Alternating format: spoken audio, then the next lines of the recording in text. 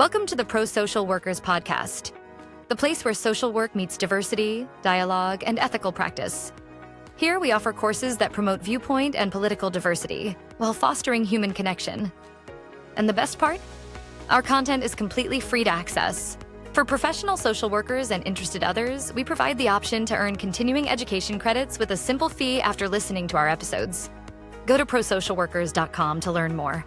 Together, we'll explore how to truly put the social back into social work. So tune in, get inspired, and join us on this journey towards a more inclusive and connected future. So today I am here with Matt Watson. We're going to talk about an article called Embracing Our Values, Social Work Faculty Progressivism in a Conservative World. And it was in the International Journal of Social Work Values and Ethics in a 2023 volume. So Matt, I want to give you just an opportunity to introduce yourself and your credentials real quick. Okay. Thank you, Elizabeth. I am a licensed clinical social worker. I've lived and practiced in 5 different states in Arizona, Utah, Georgia, Alabama, and Tennessee. And I've been a social worker for almost for 28 years, and have just really enjoyed engaging people with different values and so forth. And I'm working on a project to promote viewpoint and political diversity in social work practice, and have engaged a number of other professional social workers in this endeavor. So you actually asked me in a meeting to look for some articles on, whether anyone had investigated recently sort of the political, ideological, description, sort of descriptive data about the field of social work and social work educators. And they actually, in this article, they reference an article that I didn't look up, but it's almost 20 years old? I think in the 2000 or something. That was they actually say, these authors say in 2023, but that's the most recent article they could find. Yeah. But I ran across this in my little search, and we both, that was like 24 hours ago or not even quite, right? And we both took one look at it and said, oh, we should talk about this. Sure. Yeah. I don't know. Do you know, should I be impressed with this journal? It sounds very impressive. The International Journal of Social Work Values and Ethics. Is this a journal that you're familiar with? I really don't know. Okay. I'm not familiar with it. I did find another article that in my prior work looking at for viewpoint and political diversity references, I did find another article in that same journal. It was regarding students. It was entitled Political Diversity Among Social Work Students. And so I think there's some interest in this article in looking at different values, different value and different perspectives. And so, but that's the only other reference that I had seen on this particular topic from the journal. It may have others, but I'm not super familiar. Yeah, I just wondered if this was a prestigious journal or not, because neither one of us, fell in love with this. Sure. Fell in love with this article. As you look at the introduction, interestingly, there were a number of we have access to the entire journal, and the introduction was very, has a lot of references from many social workers expressing appreciation and gratitude, and I wasn't sure if that was common in all the volumes, or if it was just something unique to this one where they're reflecting on some different things. But yeah, people kind of like it. Yeah, well, I honestly think that it's possible that that's a little bit of a generational thing. Like I find this, in my own work, where people send group emails, and every single person sends a reply, something along the lines of, great email. It's like, oh my God. So yeah, I wonder if it's a little bit, of a new thing. Yeah, could be. It could be. So, this, this article, starts with what I assume is one of the ethical practices. They certainly state it that way. Social work faculty have an ethical imperative to engage in policy and political practice. Now, that is the way that they state. Is that the way that it is stated in the Social Work Code of Ethics? Yeah. So political action is embedded in the Code of Ethics, and so it is important. They're accurate in describing that. I think that there's great value in some of the work that they've done in this article. There's certainly some things that I would refer to myself, feel comfortable. The interpretation that they draw from the conclusions that they draw are things where I would differ. But definitely in the Code of Ethics, we are encouraged to participate. What the Code of Ethics doesn't define is that you need to take a certain ideological approach to engaging in the political realm. And so that is where I think they would diverge a little bit and from the actual Code of Ethics.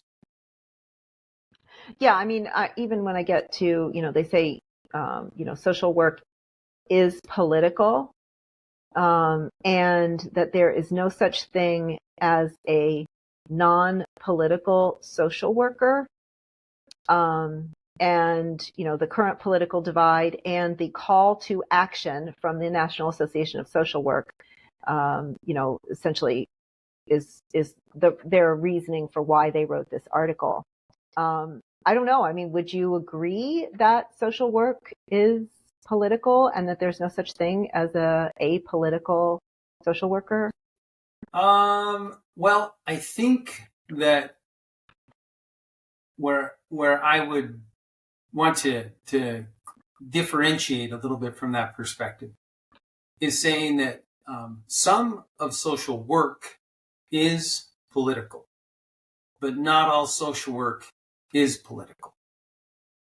And part of my observation or concern has been that social work, the profession, is being politicized so that we are shrinking our level of influence and we're shrinking the tent of social workers if we suggest that social work values are political, are one particular ideological set of values.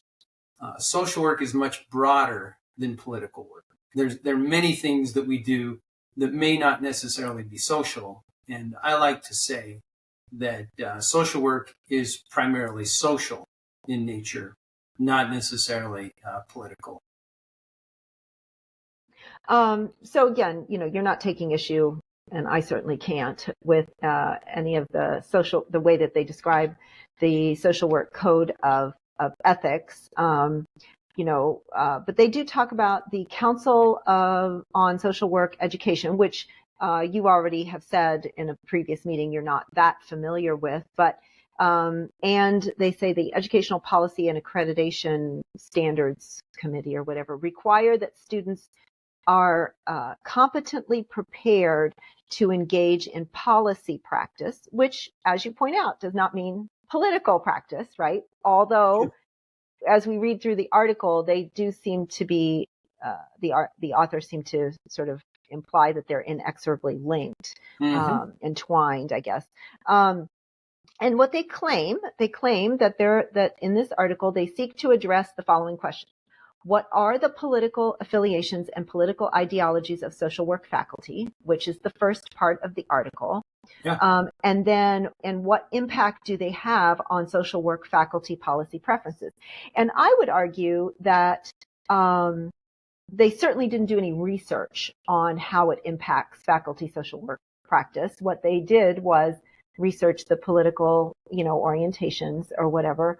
And then this is almost like two articles. Then they went off on their little tangent about, they went off on their own little political value tangent. So the first half of the article, though, is really about what you asked me to look for when I did my little literature search, which is Sure. what's the ideological representation of, social workers. So we can start with that because that's, we are interested in that, why we ended up looking at this article at all. Mm-hmm. Well, So I might add something. yeah, I really do appreciate the work that they did in that first part of the article in identifying that ideology. And that explains, or at least provides some explanation for other research that's been done regarding social work students. Specifically, Ashley Davis and Rebecca Myrick, where they did some research on microaggressions that bachelors of social work students experience. And one of their unexpected findings was that that those with conservative values, or who were more traditional in their values,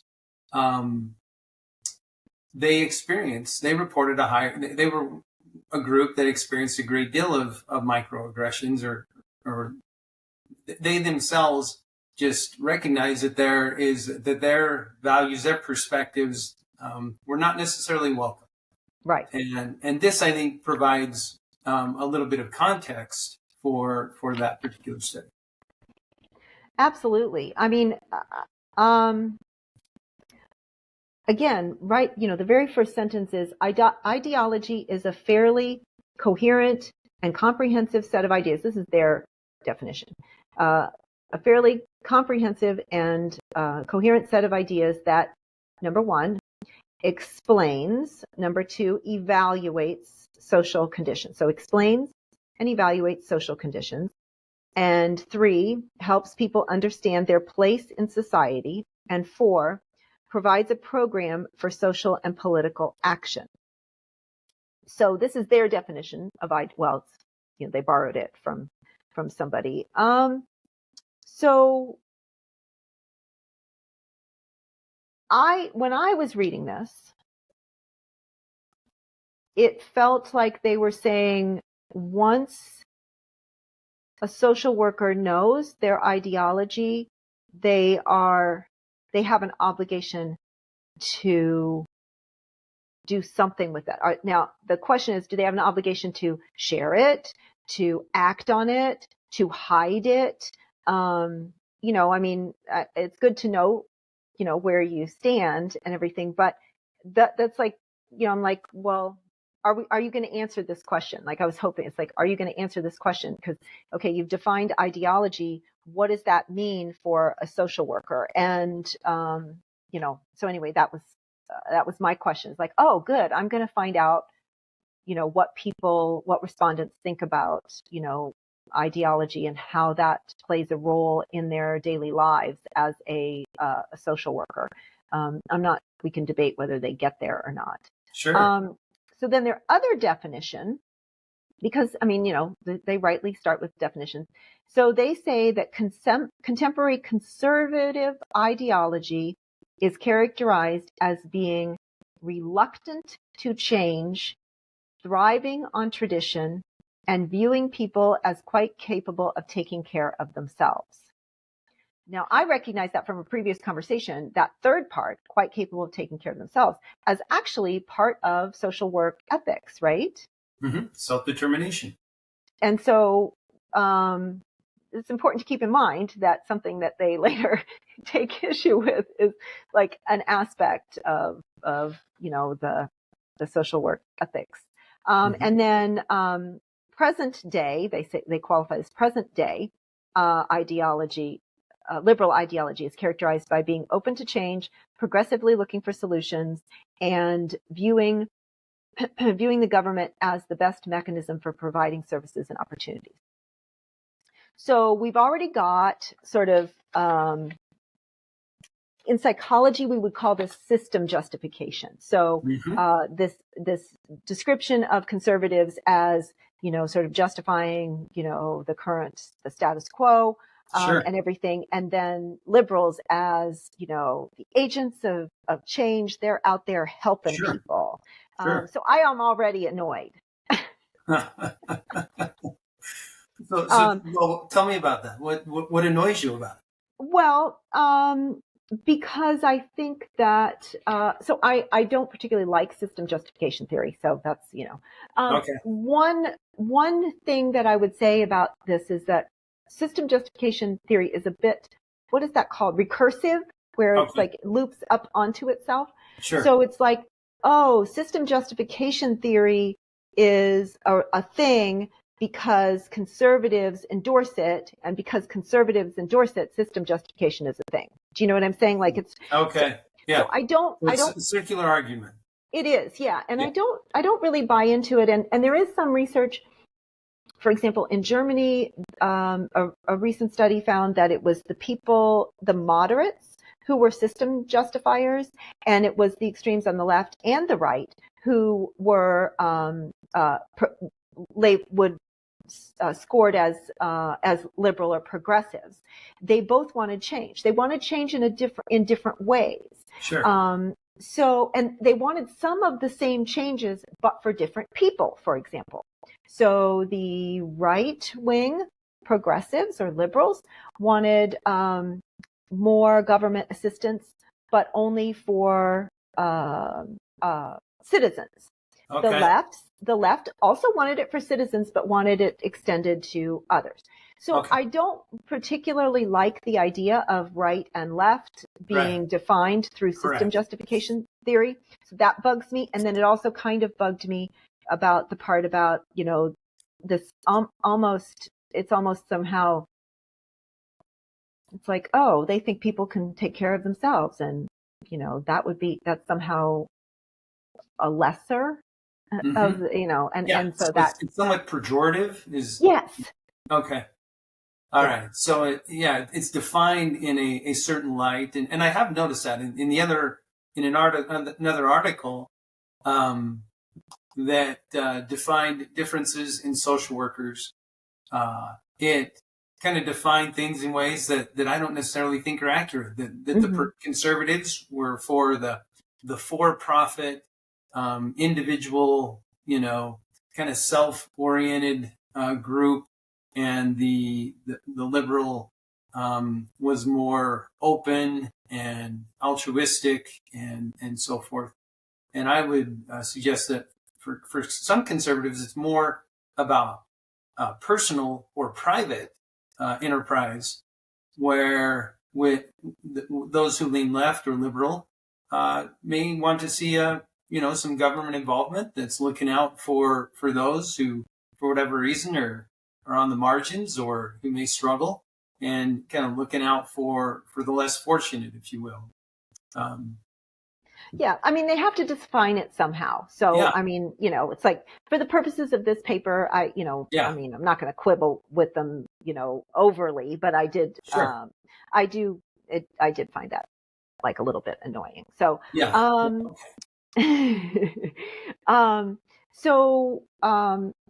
they're like going through sort of the history of literature. But one of the things that I wanted to mention was that this idea of,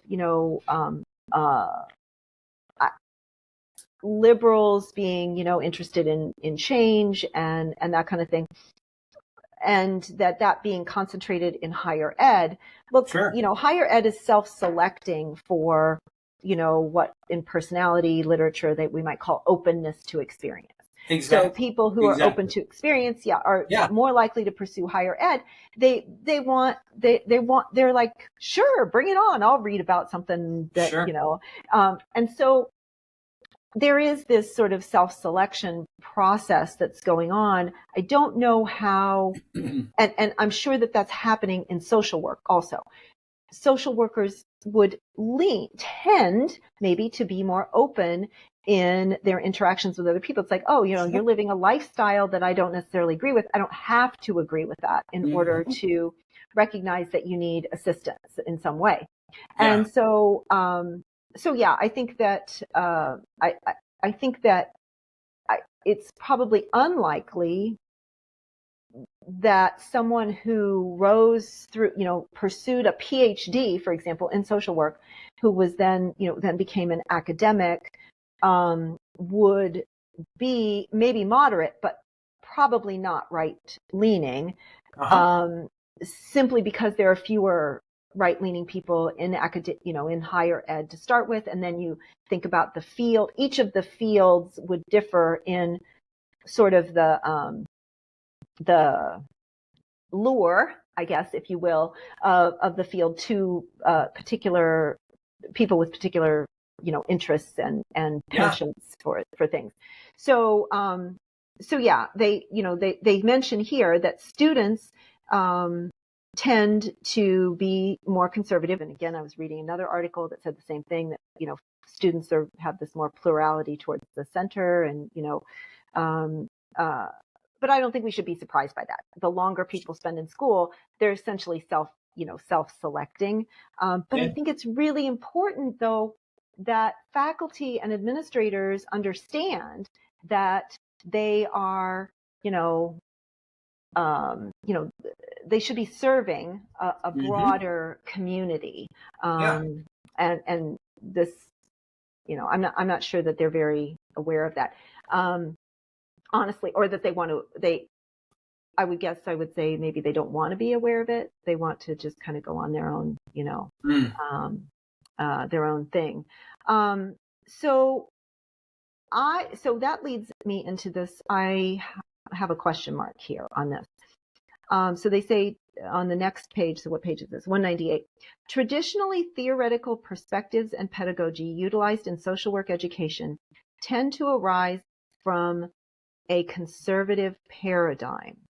Both social work education and academic institutions in which social work education occurs have a conservative nature that is counter to the progressive ideology that is typically expressed by social work students and social work practitioners. I don't teach in the social work program, but I am a college educator. Yeah. And I would say that you would be hard pressed to find an educational program that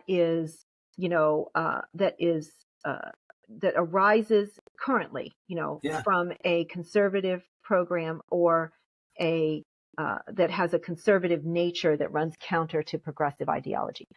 Right. I was just a little bit, and I don't. Like historically, I mean, are they talking about like, oh, because there's merit in education, that's conservative? I don't know what they mean by that. Yeah, I was a little confused by that as well. So I've tried to, as I was reading it, I was trying to figure out how they might be defining that. Mm-hmm. And I wondered if they were referring to things like that, are under scrutiny by some, that involve merit, that involve standardized testing, that involve standards, of performance, and that those standards, those boundaries, those criteria for merit, if that is what they were referring to as conservative. Or the other thing is learning from experience, learning from past generations. We would say, flawed though they may be, they still provided some benefit to help the world get to where it is today. Others may argue, well, they were flawed, and they were racist, and they were homophobes, and they were misogynist, and therefore we need to overturn those institutions that that had those fatal flaws, if you will. And I wasn't sure what that meant, but it would be interesting to have a conversation and understand where they were coming from. Because if you look at the literature on faculty in social sciences, it's predominantly left-leaning. And has been. I mean, since I think I was just reading, I think that like the original, like the first study of professor ideology and stuff. It was like 1969, 1970, Yeah. and it was like 44.7% liberal. And so Right. moderates, and, it's like, oh, you say, oh, well, that's just, that's less than half. Yeah, but there's like, multiple categories beyond that. And so I don't think you'd find very many, extreme conservatives in the remaining, 55% or whatever. So, so yeah, I mean, it just, I was wondering if I certainly don't know in my own field that there's some sort of like, ongoing conservative, but again, that sort of colonial, the sort of idea where, we have to decolonize, stuff, Sure. and we have to do anti-racist syllabi, and don't ask Sure. me what that is, because I don't really know what it is, but Yeah. I know that I'm supposed to do an anti-racist syllabus. Very good. Yeah. So then we get to the social welfare policy preferences section. So page 199, racial policy preferences are of immense importance as a nation's economic system and social safety net is among the greatest factors in determining the amount of poverty in a nation. So they're established now. This is where, we haven't gotten to the statistics yet, but they have put their stake in the ground, right? Like, if racial policy preferences are of immense importance, so we have, we know where they're going to eventually go, even, so if we'll see later in the article, but if you aren't on board with this, you are not a social worker. I mean, we're going to see that shows up later in the article. So they used something called the Welfare Policies Questionnaire. Have you ever heard of this? Not until I read this. Yeah. Again, I'm not a social work researcher, but it's people can, it's usable. It's in the public domain, and has established, internal and external reliability. That would be considered maybe not awesome, but pretty good. So it's not a horrible scale or anything like that. As utility. So they they do all kinds of demographic questions, and then they use this social welfare policy questionnaire. They had, you may not have noticed this because, but as somebody who's done a lot of survey research in industry and in, in academia, they had an almost 20% response rate to this survey. Oh. That is huge. I mean, 10% is phenomenal. Really? If you get a 10%, and let's not forget that this was just sent in an email to people, right? Right. So they got from the national, I think that they got it from your national organization. They got a list of faculty and email. I think they went through and they went to every accredited university and got them. Yeah. And that's how they do it. It was a lot of work. It was very. The list was provided to them, I think, by the accrediting, the CSWE. Yeah, I should. Okay. Yeah. I should have that highlighted here. A list of the accredited social work programs in the United States was obtained from this. What is that? CSWE? Yeah, CSWE website. Every program website was searched to acquire the names and email addresses. So I was wrong. They were not provided. They were provided with the list. It was a lot of work. It was a lot of work, yeah. Over 1,000 full-time faculty members, responded. I mean, this is this just blew me away. Yeah. And I think, now let me just compare this with a survey that was done by some sociologists that was trying to capture, similar kinds of things. They were doing other things, but they had they were trying to figure out what the ideological, tenor was, okay? Uh-huh. And they didn't ask questions specifically about someone's field. So it wasn't about like, this was specifically about the field of social work, this study. Okay. But Yeah. the other researchers' study was more general and it was multi-field, okay? Mhm. So they were trying to, and the questions that they were asking weren't specifically about, so because they were multi-fields, they were things like, some students aren't well suited for college. Okay. Hmm. So they're trying to get at a different kind of, but still they asked the demographic questions. And what they found was that, left leaning, especially radical left leaning professors were more likely to say, oh no, everyone's suited for college. Like everyone can do well no matter what. And, Yeah. and they were more likely to engage in grade inflation and those kinds of things. But Interesting. they got only a 10% response rate, number one. And number two, they got a lot of nasty comments. How dare you ask these questions? Yeah.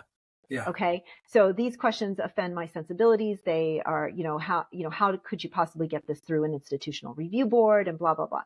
So having been on the heels of reading that previous article and doing a podcast on it, and then reading this one, I was like, okay, so this is a captive audience. I mean, this is an interested audience. This is an audience that knows I don't know what the consent document, the email said, but these are people who are like, yay, I get to show what a great person I am, kind of thing. Does that make sense? As opposed to, we're going to get at this from different angles. So I did think it was important and interesting to note that they got a high rate of response, which may also indicate something about the survey or the survey methods. I don't know exactly what, but it might. And I would want to talk to the authors I'd be interested to talk to the authors about why they think they got such a great response rate. Were they, they do say that they followed up after 2 weeks, or that's standard procedure. You follow up, but you don't bug people. But people clicking on surveys within their email, 20% is like, anyway. That's amazing. So I think that's worth kind of pondering. Mastering a little bit. Yeah. Yeah. So, and they do analyze they find that their, scale, did a good job, blah, blah, blah, matched up with the original authors, and everything. Now, when we get to the analysis of the data, well, first of all, should we talk about what the breakup of faculty was? What the percentages were in their meetings? Yeah. So let me see here. So Native American, 86.4% self-identified as being on the liberal political ideological continuum. 30.3% extremely liberal, 45% of that, just liberal, 11% slightly liberal, 9.4% moderate, 4.2% on the conservative continuum. So only 4.2% somewhere on the conservative continuum. So there's so many liberals that they divided it up, like from extreme to, so I think that's, that's what you already guessed and what previous research had shown. But we certainly have, then these are slightly different too. So although 86.4% self-identified as being on the liberal ideological continuum, 78% affiliated with Democratic Party, and 3.5% with Republican.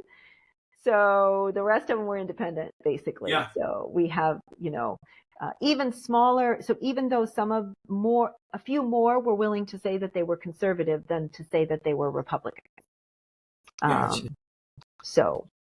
Which also shows up later in a minute here. So they do a regression analysis, and I just want to point out that they say this. So they say the results of the regression to predict, in this case, restrictive welfare policy preference revealed that 7 predictors explained 16.2% of the variance in endorsement of restrictive policies. And by restrictive policies, they mean things like if people don't follow the rules, some of their benefits should be cut. They should be required to either look for or get a job. Those are what's called restrictive. So if we're talking about all the social workers across all the United States, 16.2% is a lot of the variance. Like if you're talking about a disease, like you have cancer or something, and somebody says, 16.2% of the probability that you'll recover, is explained by whether you drink milk, you're going to be like, well, shit, I won't drink milk. I mean, it's 16.2%. Now, if they said 16.2% of whether you are going to, recover, I say recover, live another, 10 years or whatever, we're going to remission, is going to be about how much milk you drink, whether you, sit on the left side or the right side of the couch, how much coffee you drink, whether you walk at least this many miles a day, and if we name off 7 things, and then you're like, well, can we, it's like, I don't know if I can do all of those 7 things just to get a 16, can you pick 3 of the best ones? I don't know. But 16.2% of the variance to me is not impressive. Okay. It's like, okay, we can explain some of people, it's like, that's a lot of variance in human behavior, especially when you think about any individual that you might run into, right? Because these statistics are not designed to be interpreted through the individual. It's the big picture. So when you start thinking about, well, any individual person that I run into, this means nothing. It means nothing in terms of any individual person. But it does mean, again, if we're talking about like the masses, it's, okay, 16% of the variance, 7 variables. And the variables were, race and ethnicity. So whiteness was more associated with, conservative or restrictive. What their primary interest was in teaching. I mean, that's essentially useless. How can you can't, the fact that it was the second most predictive variable and we could never know that about someone, primary practice interest in poverty, participation in advocacy, well, we would expect that to be negatively linked, right? Primary practice interest in international social work, that was positively related. Then we get to political affiliation did not significantly predict social welfare policy preference. So we have 7 variables that explains 16.2% of the variance. And one of them is not political affiliation. Right. I thought that was really, really interesting. So ideological view was a significant predictor, but political affiliation was not. And one of the things that I wanted to ask you about was, do you think that ideological perspective, shifts, not so much with politics, but what about time in the field of social work? Jadedness, or lack of a better. That's interesting. Well, and I don't know, because you may know the research better than I on this, but don't people typically become more conservative as they age? That's what I'm wondering, is if that's part of what this is that who's likely to be a faculty member? Older people right? They're older. They're not the young ideal, like super. So, and also maybe these are people who practiced in the field and maybe left the field for education because this is hard work. Hard work that seems to yield very little. And so you go in, why do you become an educator? You become an educator because you want to feel like you're making a contribution. Why do you become a social worker? Because you want to feel like you're making a contribution. If you move from the field of social work, if you get jaded, if you get burnt out, and you go to education, you can feel like you're contributing. And I wonder if ideological perspective gets a little more conservative with age, with experience, with perhaps even a little bit of a little pushback, like the recent kind of stuff that we're facing, that it makes people go, come on, this is a little.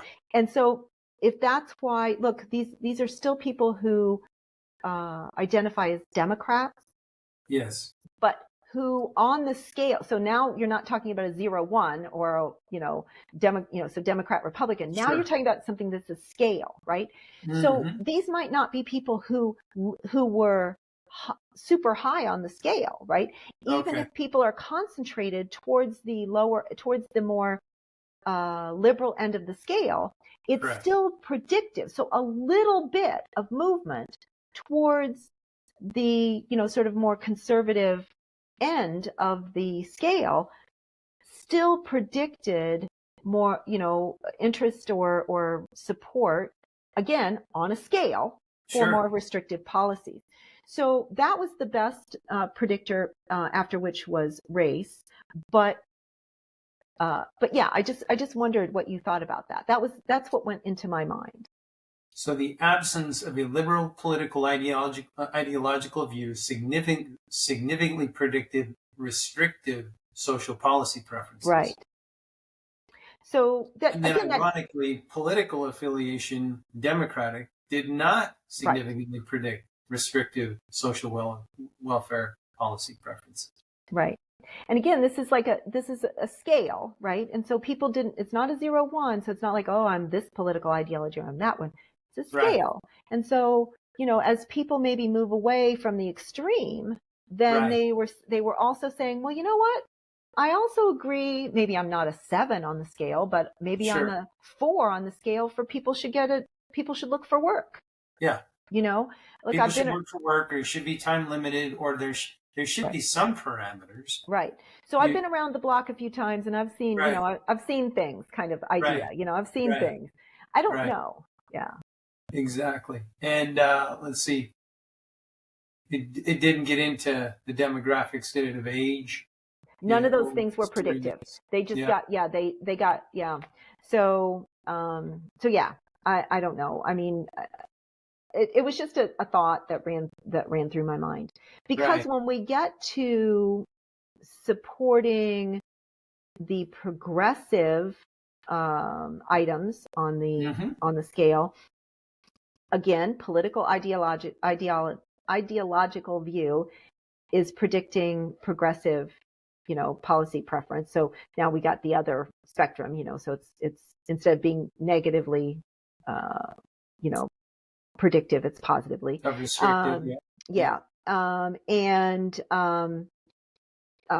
Again, some of the practice, so 6 of these factors, 6 predictors explained, again, 16.5% of the variance. So almost exactly. Yeah. It's almost exactly. And in this case, political affiliation. So we have the double thing count here, where we have ideology and political affiliation predicted on this one. So yeah. So we have stuff that we really, wouldn't know about. Somebody couldn't really, couldn't predict what kind of, how their practice was oriented or their research interests or whatever. But we do have some of these other things. And again, I mean, look, so there were some of these social work faculty that self-identified as Democrat that to some degree favored restrictive. Correct. But of those who endorsed progressive policy preferences, they were both of the 6 factors. 2 of those were political orientation in nature, meaning liberal and Democrat. Ideological. Yeah. Democrat. Yeah. Yeah. Interesting. But again, we have 65%, almost 65% of the variance in both groups that is accounted for by other things. Yeah. You know, I mean, that's a lot of variance that's unaccounted for by this model. So it's not nothing, you know, but it's, you know, I don't think we need to, we're not throwing a party just yet. Sure. So then the second part of the article is where we both felt like they just went off on a tangent. Mm-hmm. So they're arguing that this data that they collected then should be, gives them a platform, I guess, for making an argument that is, you know, completely separate. They say that these are implications for social work education. They say the study reveals that social work educators overwhelmingly identify with liberal, progressive, political, ideological paradigm, correct? Yeah. And that they are overwhelmingly progressive, right? And they go on to say that they want to argue that social work and academia should take 2 key steps. Primarily, social work academics should embrace progressivism, and they should unapologetically include progressive theory and pedagogy in their teaching. I wrote, what?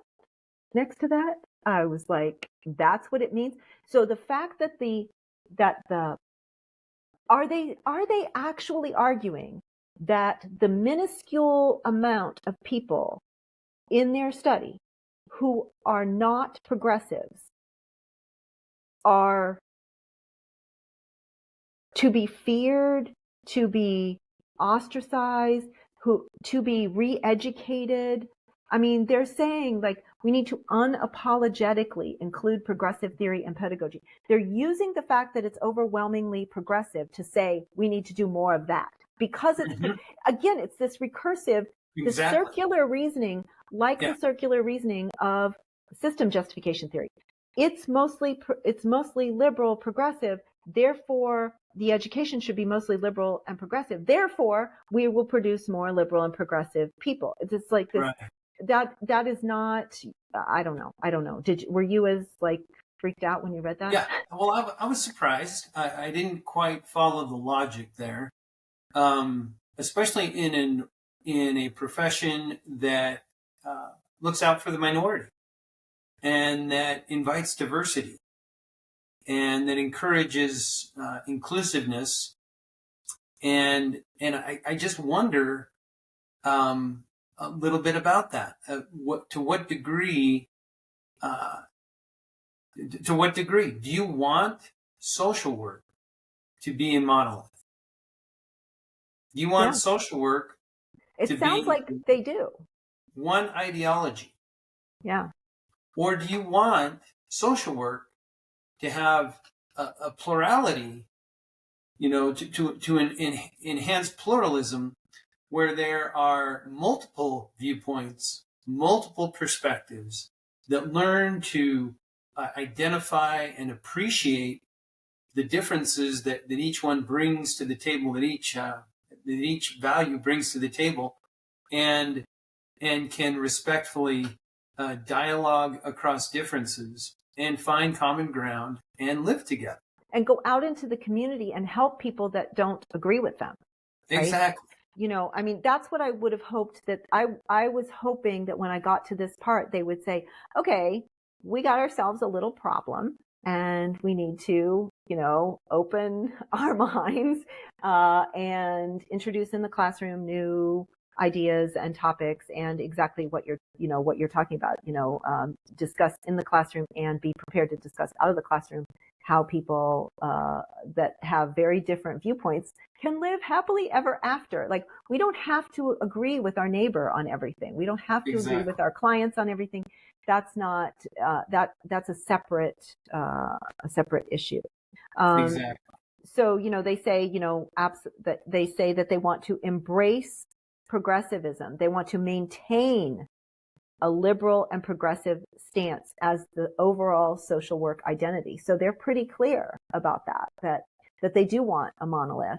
That's okay with, not only okay with them, but that they want social work education to continue along those lines. They even say educators in higher education must prepare to have their pedagogy and curriculum criticized.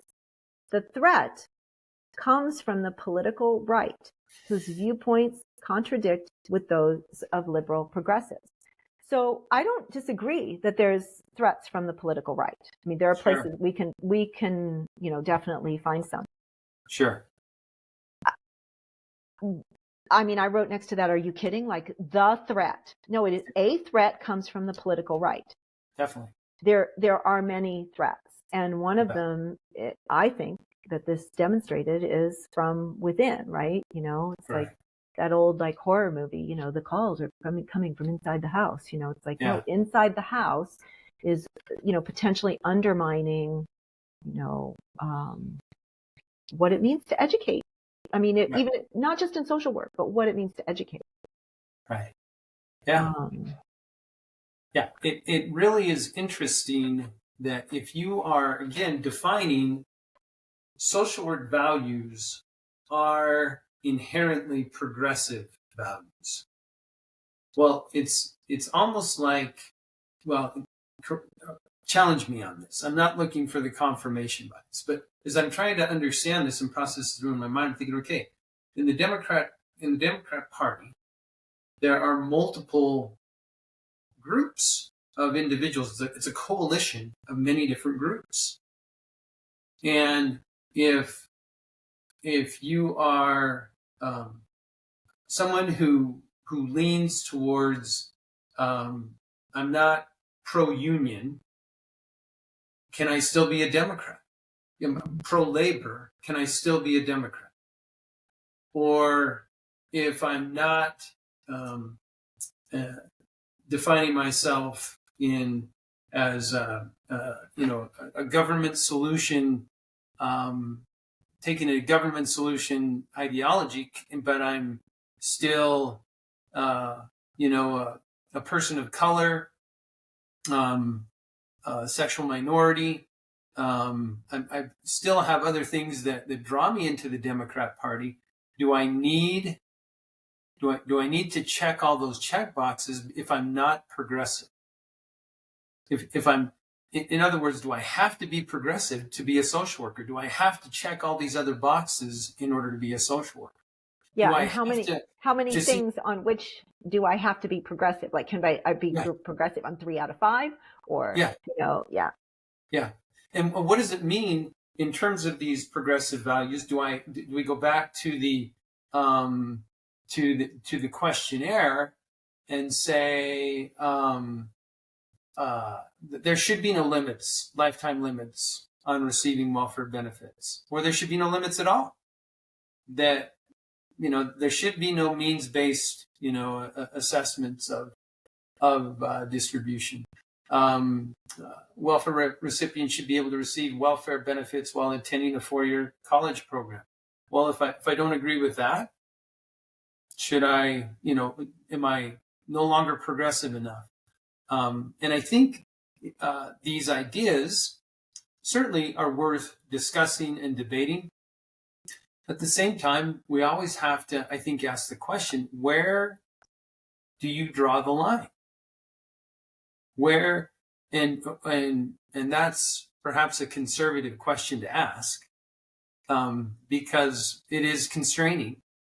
And to some degree, American conservatism is based in a model of constraint and law and order and boundaries and those kinds of things. But is there ever a degree Is there ever a point at which progressivism can go too far? And I definitely don't think that these authors are asking themselves that question. I think that's the kind of dialogue I would like to have, mm-hmm. Not in an adversarial way, but in a very pragmatic, functional way. Just what does this mean in terms of practice? And if there is no line, okay, so you say, oh, there's no, then I would like to ask that person then, do you have any values? What, so are there other aspects of your life where there are lines where you would say, oh, if, somebody cheated on me 1 time, 10 times, like, what, is there a line there? Like, and so to sort of, take that into, it's like, where's your core? If there's never a line, what's your core, and how do you interact with friends and family, build relationships, and then how do you build relationships outside, at work, and then in the community and everything, if you have no core values of your own. That doesn't mean you have to impose them on other people, but they do guide us. I mean, do we stop at stoplights or not? I mean, it's like there has to be a line. It's like, oh, well, if it's if it's yellow, we keep going. Okay, is it okay to ever give someone a ticket if it's a yellow light? So these are it's like, yeah, it's really hard when you start to think about things like what's on this questionnaire, right? These are hard questions that, that make you think. Resource allocation is finite. Hopefully. This is what we do. And this is what I think is one of the core issues of social work, is there are finite resources in the world. There are finite resources in a community, in a country. I myself am finite in my time, attention, energy, in my relationships. Those are all finite. And so while this idea of openness is in being inclusive of everyone and so forth, is I think it's obviously one of the big five, and there is some strength to some openness. I think that's really important for social workers to be open to different perspectives. But the question always comes in, to what degree?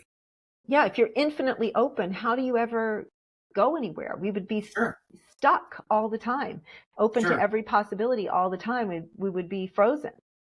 Yeah. It's exactly it. That if there's never organization, if there's never differentiation, that it's all just rolled together into one thing, and there's never clarification of how do we establish policy to ensure that there is order, that there isn't waste, that there isn't, preventing waste takes care of the poor. Yes. Preventing waste ensures that we have better resources to help the less fortunate, to help them, be able to address their challenges. If we want a progressive government, bureaucracy, or services and resource distribution wing, well, to what degree? Has it worked out well for that role to take the place of natural caregivers, of family members, of communities, of neighbors? Do you really want to outsource all of those kinds of things that in the traditions of American patriotism, conservatism, nationalism — I don't know if nationalism would be the right term for that, but just that community mindedness, human survival, is based on this, right? I mean, it's our ability. To me, that is more social work. That is social work The political work is where you're trying to influence, to rally and gather. And not all political work is coercive, but most coercive work It's political. is political. It's about power. And so just keeping that in mind, that generally speaking, there are a lot of people, a lot of communities who function very, very well without coercion. Yeah. And again, like we could point to plenty of research on, evolutionary psychology, evolutionary biology, to just talk about the human coordination and cooperation and, society in general. Like that's, do we want to usurp that with programs and policies and everything? Exactly. So anyway, then they say, social work, they actually say, they're concerned about people having to register their the political preference of professors, limit the discussion of critical race theory and implicit bias. I mean, I would argue that implicit bias, most people who discuss implicit bias probably aren't really aware of the research. Exactly. That, has never been able to reliably and link it to behavior of any kind, and eliminate. This is an important point. I'm not a big fan of government coming in and saying you can't talk about implicit bias or you can't talk about critical theory or critical race theory. I think it has its place, but it needs to be subject to the same scrutiny that other things have. And if you're going to open up the schools to things without empirical support, well, then you have to open up the school to other things that also don't have empirical support. And speaking of where is the line, right? Exactly. Then do you want public schools to be places of worship, and what is going to be worshipped in that particular area? Do we want there to be a separation of the empirical and the non-empirical? Do we want there to be a separation between skills and lack of skills?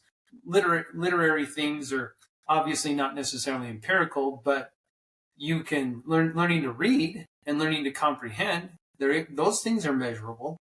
And so there is, having an appreciation for the arts and so forth. That's not necessarily empirical, but there's space for it.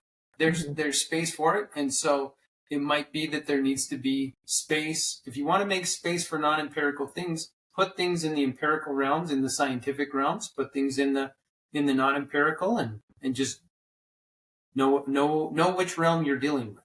Right. So they're concerned, obviously, by certain, by that. What they aren't concerned about is the forces that are requiring us to take these perspectives, to include this in our teaching. And they don't seem worried about that. So again, I kind of made light of like an anti-racist syllabus or whatever. I mean, I don't really know what that, when I try to figure out what an anti-racist syllabus is, I can't really figure it out. It seems to require that you have office hours. I don't know who wouldn't put their office hours on a syllabus, for example, that you have due dates. I mean, these are like, kind of silly things that every syllabus has. I don't know how that makes it anti-racist. Maybe it's by having indigenous land statement on your syllabus. I don't know, but certainly there's more explicit. So that's sort of a, it's like, you should do this, right?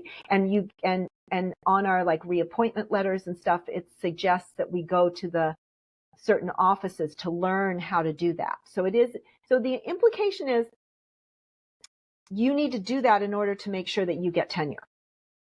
Okay. So it doesn't say, it says it, but gently, you should go to these offices and learn how to do an anti-racist syllabus. You should go to here and learn how to decolonialize your materials. Certainly there's, there are things, I was told in the hallway I was lucky to have my job because of a research study that I had done that included a perspective that people didn't like. My significant other didn't get tenure because he had standards so there are rules that they aren't concerned about. I say rules. There are pressures to include these kinds of things, to reduce the focus on merit and increase the focus on, including, these, non-empirical kinds of ideological, in a classroom. And so I agree that I'm like you. It's like, I agree that these things should not be banned and they should also not be requirements. Correct. And I'm not sure that either one is, explicitly done in most places. There are a few places in the country where they are, saying that, you can't say this, or, although even that I think is an exaggeration, but certainly, people are worried that they might say the wrong thing, in some states on the one side, but I'm certainly worried that I might say the wrong thing on the other side. So, so I just noticed what was missing here, which is a concern that, for academic freedom in general, they're concerned about a very specific threat, from a specific, from a direction that they disagree with, and they're calling for social activism in defense of educators' rights to include these things. But certainly they're not concerned about an educator's right to exclude one of those. And frankly, when you're teaching a content area, if I'm teaching cognitive psychology, do I really need to include critical race theory in that class? And if you go through go to K through 12, like Johnny can't read, but we want to make sure we cover gender issues or whatever. So anyway, so they're specifically not concerned about that, but they say social work educators need to prepare for civil disobedience in defense of these kinds of things. I just wrote down, this paper does not make a good academic freedom example. I just was like, they're not. So, and I didn't quite understand. Prepare for civil disobedience. Is that encouraging the civil disobedient, or is that suggesting that the civilly disobedient are going to show up and try to intrude and interrupt their coursework and their classes? Yeah, it's not clear, right? Because the rest of that sentence says the social work educators should prepare for civil disobedience when state laws conflict with the value and ethics of social work profession. Educators must also ensure that academic freedom is not merely an ideal, but a practice within their department. But again, they're making, academic freedom like a one-sided academic freedom.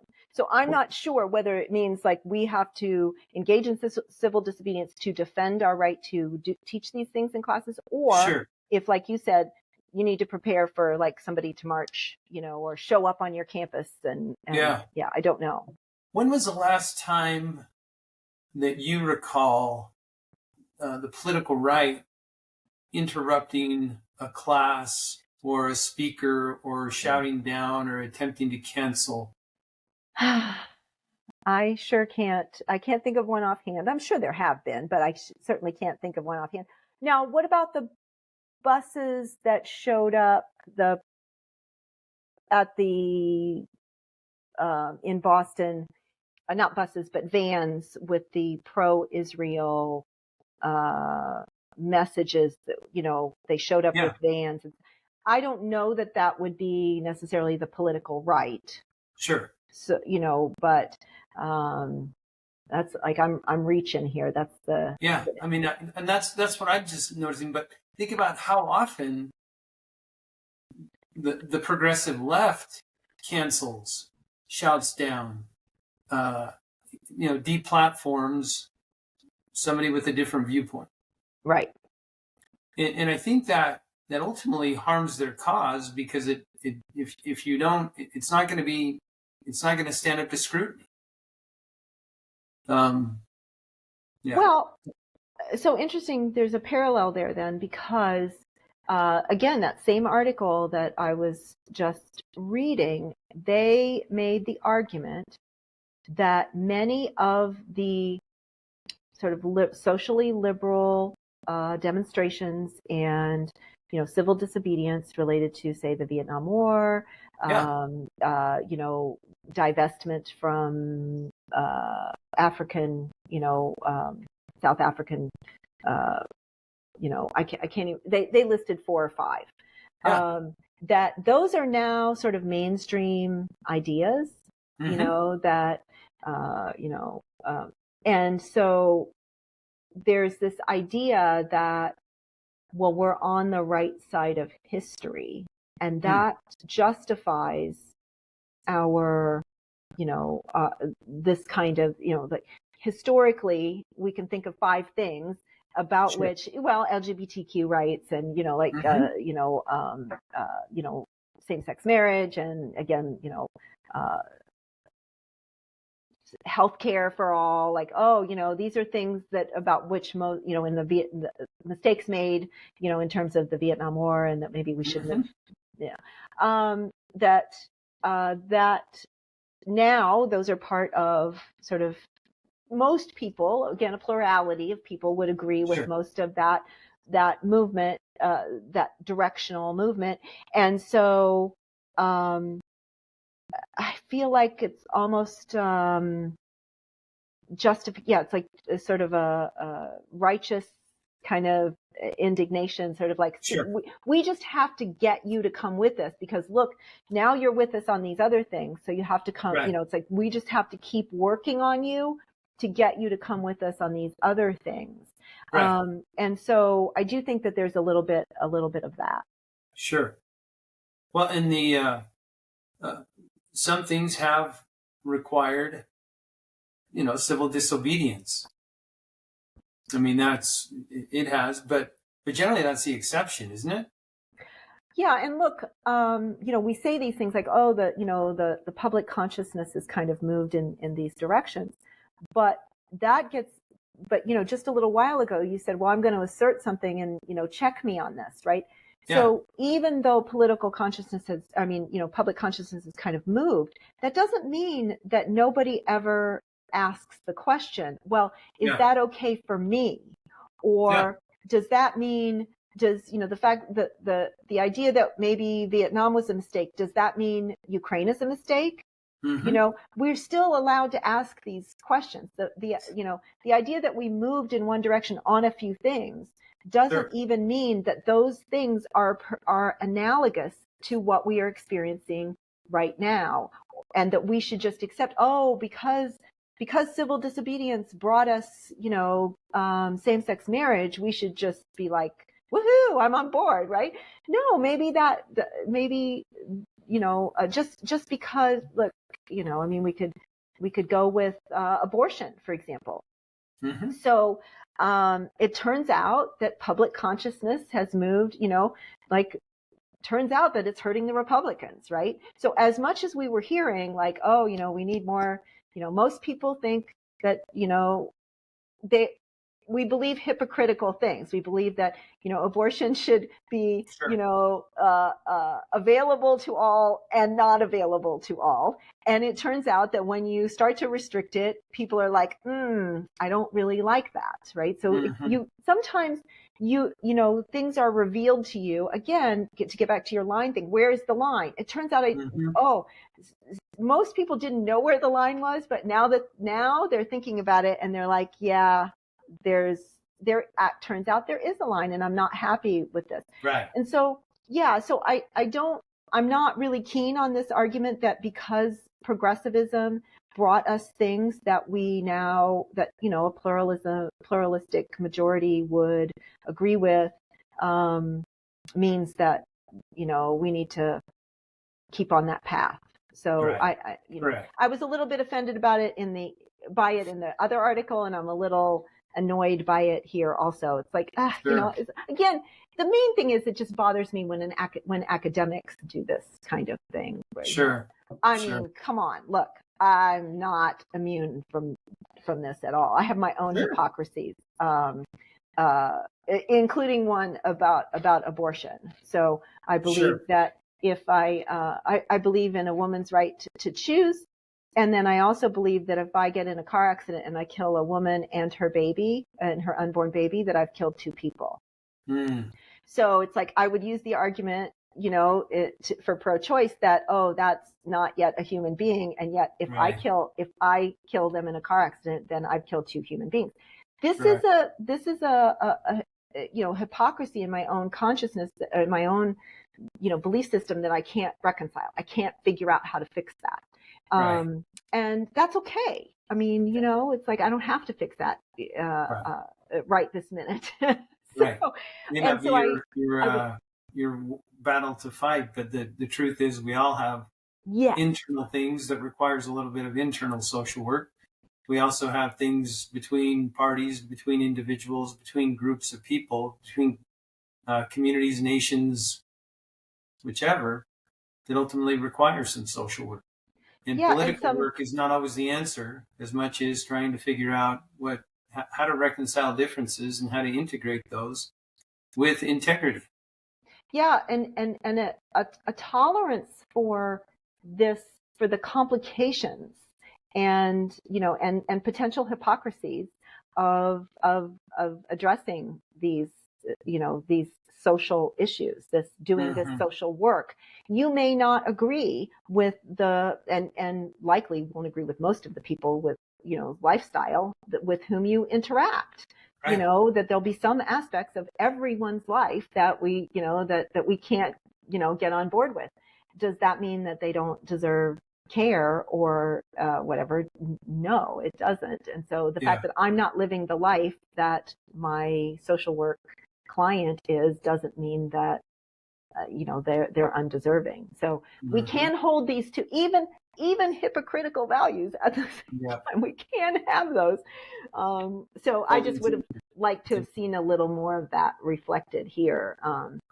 So anyway, so then they say that they want to, you know, that social work education needs to oppose any movement that that challenges these critical components of progressive work, and programs and educational institutions must evaluate how their own missions align with these progressive ideals.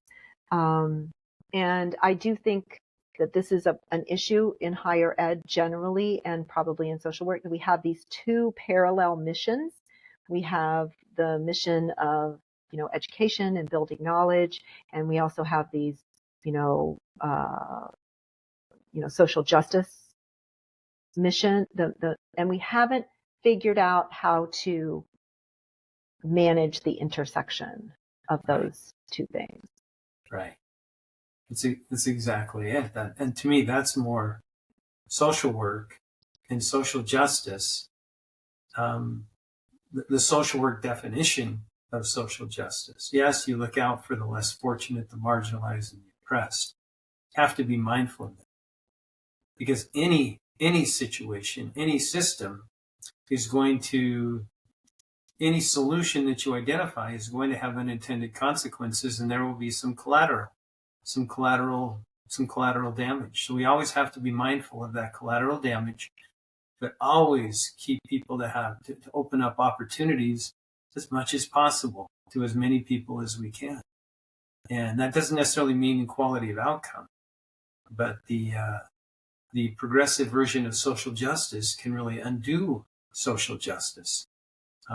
If we don't allow people self-determination because we have, you know, some type of a coercive entity that's trying to redistribute and make sure that that everyone's equal, that everyone's the same. And like you said earlier, there's sometimes some hypocrisy because not all of us want to be the same. We don't always want to be. And they do talk about, they essentially, give an argument here for, the sort of syllabi curriculum, incorporating anti-racism, anti-oppressive practice into the curriculum. Educators must reflect on their current theory and pedagogy. Historically, the theoretical perspective, again, discussed in social work, is centered on a conservative paradigm. I mean, we already talked about that. It just doesn't resonate with either one of us. Sure. This idea that Freud, Piaget, and Erikson, because they're white men, I don't know if that's their reasoning there. It's just, it's a white man, so therefore it can't be useful. Yeah. Yeah, that's the irony, and maybe I should be quiet because of my immutable characteristics. Yes. So then, one of the most, I'm being really critical of this article. I think if this were an opinion piece, it wouldn't bother me as much, but because it's presented as an empirical piece, and then they go off on this tangent, it bothers me more.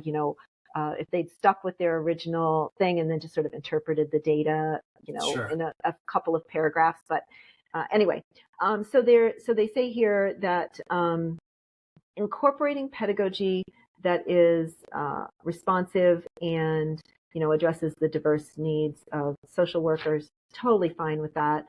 I get it.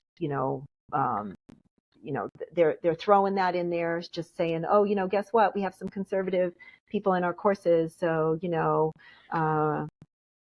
we maybe should take care of them too. But it's a throwaway, right? It's just it's a throwaway. It's not a real, Yeah.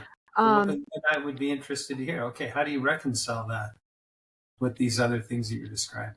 It almost made me think that an editor, like somebody read this and said, well, you got to throw a few bones in there. I don't know. So I was like, I don't know. Cause they're talking about, how pedagogy, perpetuates white supremacy. And then they say, but also we need to incorporate pedagogy that is responsive to the diverse needs. It's like, okay.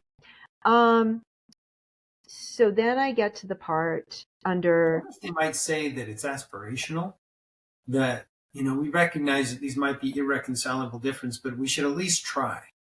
It's just one of those things where I would love to have a conversation and just better understand, do they really mean what I'm interpreting them to mean? I could be misinterpreting this. Right. And could we work together on maybe an article that might help pursue whatever your desires are here in social work education? So under considerations when embracing progressivism. So this really upset me. So they're basically saying here that we want to meet the dominant group where they are. Namely, social work educators must meet their peers and students where they are and guard against groupthink and prevent, the profession from being co-opted by partisan practice, partisan politics. But they're also saying that it is disingenuous and dangerous for educators to appear neutral in the face of significant economic, social, and human rights upheaval. So I don't know. I felt like they were very focused on, they said, social workers are at the risk of appearing self-righteous. No kidding. Social work literature identifies a concern for alienating students who come from conservative perspectives. So they're talking out of both sides of their mouth here, right? They're saying, we have to we have to make sure that that the education that they get is progressive, and yet, let's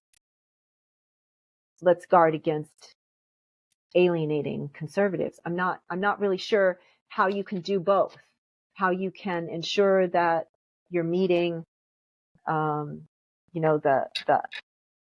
ideological left where they are and the ideological right where they are, while only providing a progressive content in your course. Yeah. I'm not sure how you can do that. Well, this is where social work can enter into politics and say any solution that you're proposing, you're going to get pushback on that. So, Republicans, you're proposing this. What about, those who this decision is going to harm? This is how a lot of legislation gets done.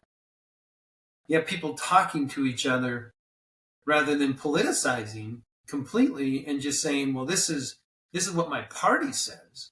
And when I say politicizing, I probably mean being partisan about it, that I can't talk to you. I can't figure things out. I can't consider the unintended consequences here. So what is the unintended consequences of a progressive ideology, a progressive pedagogy?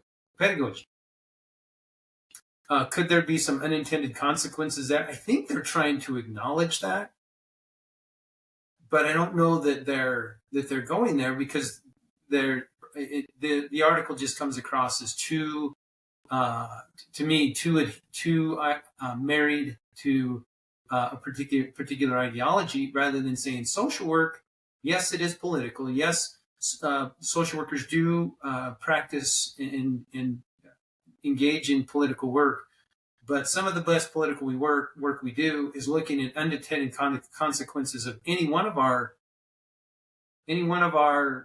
proposals, our ideas, or our stances, and find ways to work together, find ways to mitigate those unintended consequences.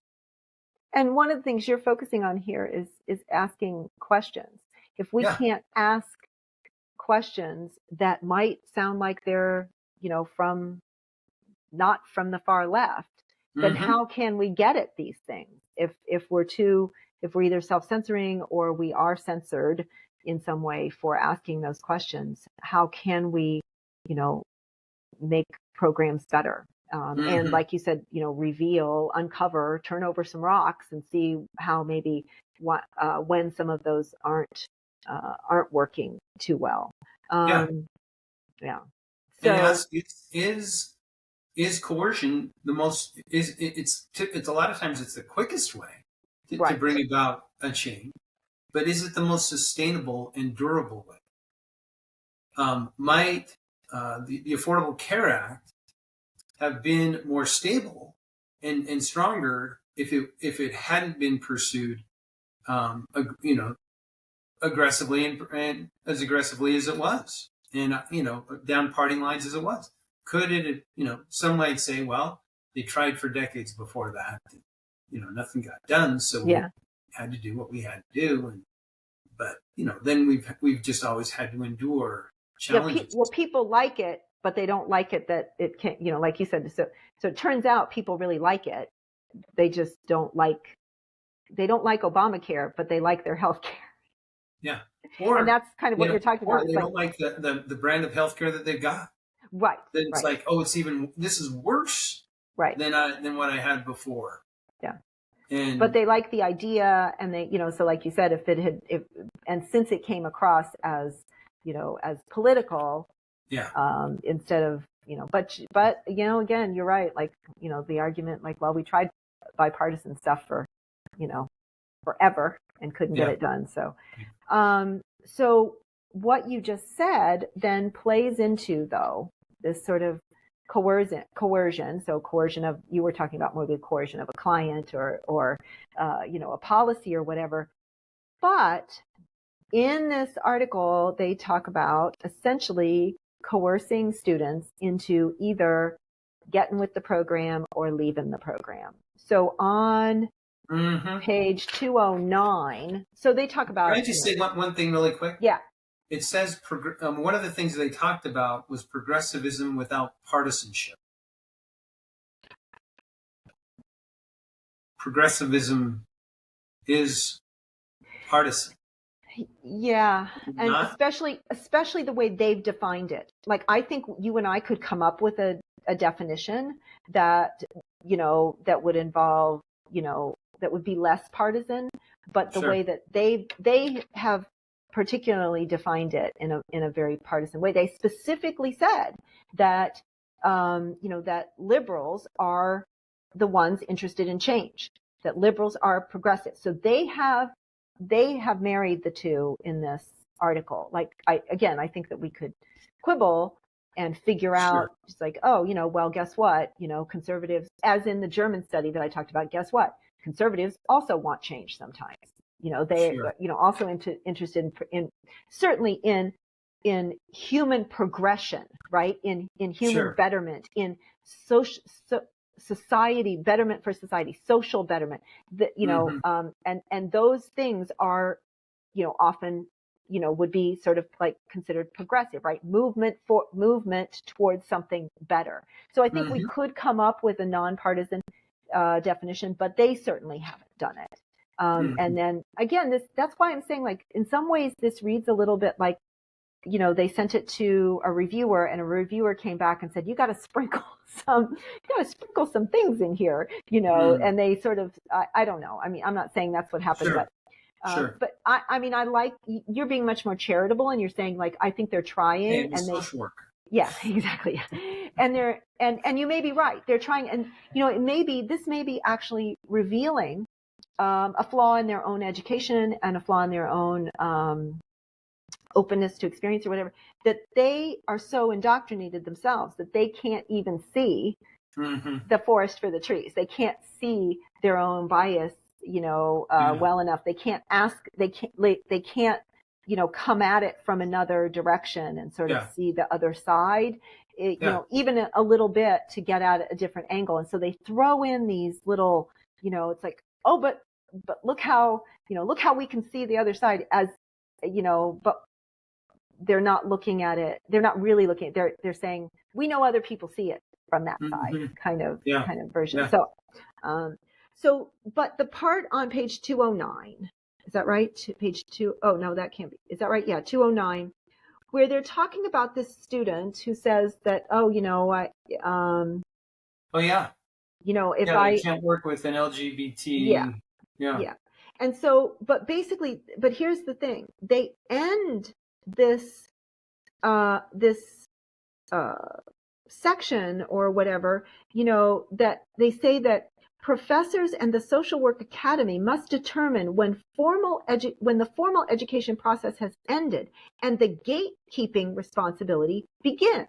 They're literally saying that people like that student should not make it through a graduate program, that there should be an ideological litmus test. And it doesn't matter how you're, it's like one more reason, they are explicitly saying merit in an educational program. So how well a student has gone through the program is irrelevant if they don't also buy into the ideology. This freaked me out. I could not believe that they said, I mean, am I alone, or did this freak you out too? To some degree. I mean, it's a common one. I thought, if you want to do us a favor, come up with something that's a little bit more unique than that one. That's an easy one to go after. And it's a really a pretty simple one to address and resolve as well. Is how do you do that? Well, you put somebody in proximity and working with somebody who is a sexual minority, LGBTQIA, and so forth, and doesn't, and it's just not relevant to the work that you're doing together. Now, if it's micro work and you're doing something specifically with that population, then so be it. But the best way to address that isn't to get rid of them.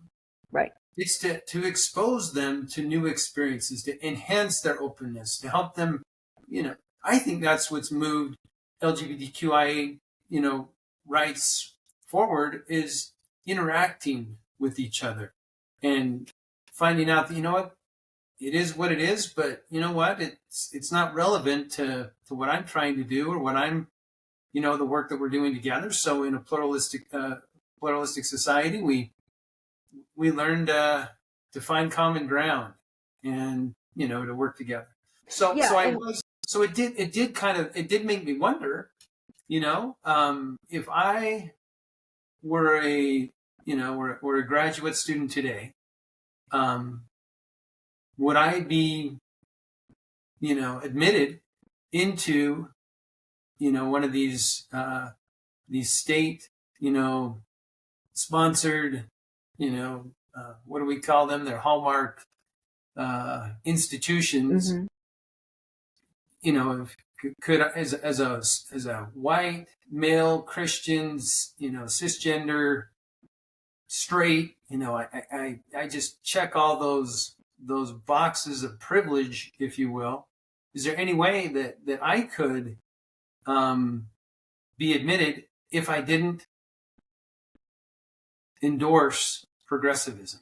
If I had concerns about progressivism, is there any way I could possibly be a social worker? And my concern is that is ultimately going to shrink the tent. That will shrink the influence of the profession, and it's going to limit the effectiveness of the profession in working with people who do not adopt a progressive. Yeah, and I agree that this was low-hanging fruit in terms of this like hypothetical example of this, student who says they don't want to work with an LGBTQ person and would encourage them to change their behavior or whatever. I mean, I don't know that's, but the idea, okay, so they chose something, like you said, the idea that they would, that as social workers, they wouldn't, encourage an educational, the educational program to, like you said, do some things like what Drew was describing. You do all this stuff in class where you're role playing and all that kind of stuff, and where again it doesn't matter. I'm sure that there's, all kinds of work in social work that doesn't involve, particular, groups or ideas that you don't like. You don't have to go. If you're a doctor, you don't have to work for Planned Parenthood. Mm-hmm. If that's not your, so find your niche. Yeah, exactly. But so the very idea that they introduced that example and their solution to the example is weeding, right? Yep. We just need to weed these people out. We need to separate the wheat from the chaff. Whatever. We could do some biblical things there. We could also use, like sort of this the very thing that anti-abortion, people would use is like, that we can't choose, we shouldn't be choosing, right? Mm-hmm. But this is almost like an abortive kind of thing that they're talking about. They're like, we need to just, doesn't matter, determine where the formal education process has ended and the gatekeeping responsibility begins. I mean, their example, this isn't a student who raped another student, right? Where, we were supposed to be doing a class activity and there was a, criminal behavior, right? This is a student who is admitting in a social work class that they're concerned that they would have difficulty interacting with some people that they may need to interact with in the future. Mm-hmm. That's an opportunity that's a real learning opportunity for everyone in the room. Because I guarantee you, there ain't one person in that room who isn't either concerned or should be concerned that they're going to eventually interact with somebody with whom they have a problem. Exactly. That's exactly it. And the way that you interact with them does not have to be coercive. Right. Does not have to be, controlling. Your first role is a social worker, not a political worker. Not a coercive worker, if you will.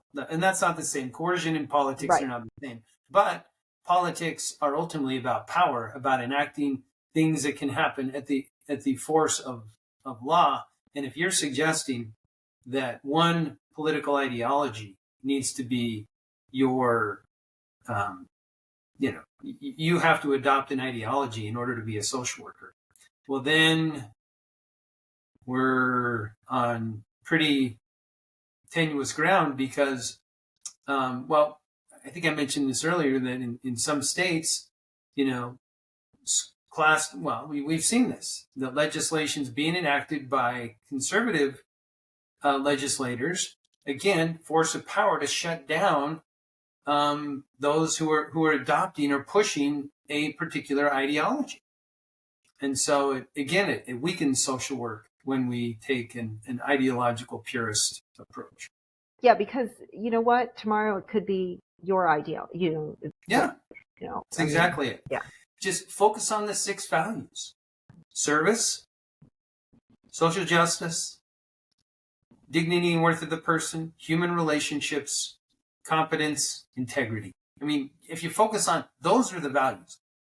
I don't see anything in the Code of Ethics that I don't think progressivism is ever mentioned one time in the Code of Ethics. To suggest that you have to adopt a progressive ideology, I think that would run afoul of many of the principles in the Code of Ethics. And again, what is somewhat shocking is that this shows up in the International Journal of Social Work Values and Ethics and is presented to start with as an empirical investigation, and then kind of goes off on this, tangent. Now, they do say, I wrote nice next to this. Thus, embracing a progressive viewpoint does not mean minimizing diversity in discourse, but rather providing an opportunity to explore various viewpoints and to find a place for community, a commonality. Commonality. The print job here was terrible. Sorry. For commonality and growth, a liberal progressive ideal is in its own regard. Yay! Well done. Well done. Yeah. Yeah. So, and that's, this is stuff that we talk about at the Institute for Liberal Values, right? What does it really mean to be liberal? And they, yay, they finally are there. So, it wasn't enough for me, but, I was glad to see that acknowledgement there that, liberalism means more than, progressivism, and that we do need to make space for many shapes, sizes, and varieties of and perspectives. So exactly. At the end of the day, there are some good things in here that knowing that this is the ideology that is most dominant, I would hope that there might be a question among some about, rather than, going for 100% from, 84% to 100%, that it's, if we don't create some diversity within the profession, we may lose influence. We will lose social workers. The world needs more social workers, more people willing to dialogue across differences and enhance the social in all of us. I just worry about losing that influence, reducing the number of social workers, being such an ideological gatekeeper that we're not bridging. We lose our credibility with the people who have viewpoints different than our own. Any of those things can create some challenges. And ultimately, to say the personal is political, that's a common, mantra nowadays. Well, my preference is to say that the personal is more social. The personal is we start with social before we privilege the political. Well, I think that's a hopeful way to end our conversation, but there's going to be more, right? We're going to have more than one conversation. So stay tuned for that. Thank you so much. All right. Thank you, Elizabeth. Matt and I reached out to the author of the article we just discussed. Dr. Stoeffler graciously agreed to meet with us to answer some questions. What follows is an excerpt of that conversation. Check out the podcast notes for a link to the full interview. Thank you for listening, and thanks to Stephen Stoeffler for taking his time to talk with us. So we read the first part of the article and we were like, woohoo! And then we got to the second part of the article, and that's where we felt a little confused. I say we, but especially me, I think, more than Matt. And I should say, like, I'm in psychology. I'm not, and I'm a experimental psychologist. I'm not a clinical psychologist. Matt is the social worker. So I was reading this. Well, first of all, it's in the International Journal of Social Work Values and Ethics. And so we knew that it had to go beyond your survey, your descriptives. We knew it was going to go beyond that. To me, I was surprised at the second half of the article. So, again, to me, which is not necessarily fair, because I read mostly psychology journal articles. It felt, it felt almost like we flipped to the other side. So we're doing this descriptive study, and then it's like, it became more of an editorial piece or an opinion piece to me. And I wondered, I couldn't help but wonder if you were encouraged to go there by either, now that I know this is your dissertation, either by your dissertation committee or by the journal editors. If you were encouraged to say, we should be pushing progressive ideas by either a journal editor or a dissertation advisor. It was not by a dissertation advisor. It was not by a journal. The comments and reviewer comments didn't turn up or turn down the volume at all. We were encouraged to do this by the three of us. So that was our ideas. So I'm gonna quit talking now, because I think Matt probably wants to jump in. Now we've established that, so okay. Matt probably wants to jump in. Okay. Very good. No, it was very interesting, and the things that we've been working on over the last little while, another colleague and myself, involves political and viewpoint diversity in social work. So when we found this article, we were very appreciative, and think there's definitely a valuable contribution that you've made here, and want to thank you for that. When we think about viewpoint and political diversity, this what you found was not surprising in a lot of ways, but I wondered if we've kind of developed some premises and some thoughts, and they're different than what you developed in the second part of the article. And so I think this is just where there's an opportunity for a helpful, rich discussion just from different perspectives on this. And the recommendation were, you mentioned two steps. And one is that we embrace progressive values on one hand, but at the same time, it seemed like you wanted to kind of moderate that as well, by suggesting we should not be engaging in groupthink. We should not be marginalizing people with different values and so forth, although we do embrace the progressive values. Did I capture that right? Is that kind of what your intent was? No, that captures that, and when I say you in this, I'm not talking specifically to you and for you to, sure. For either of you to have to respond to this, right? But or say one person, can you have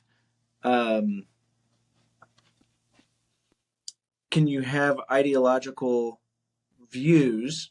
I think we all do, right? We all have different, whether you call them worldviews or these types of views.